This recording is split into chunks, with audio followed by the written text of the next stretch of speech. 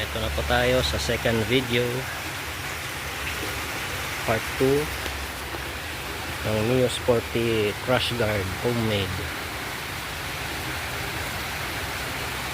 Yan, ilagay natin dito. Yan. So ang bakal na ginamit ko ito.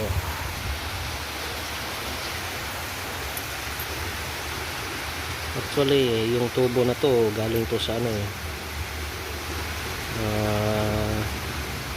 canopy ng isang truck Isuzu SKW. Canopy to kaya matibay to, hindi to GI, BI to na bakal.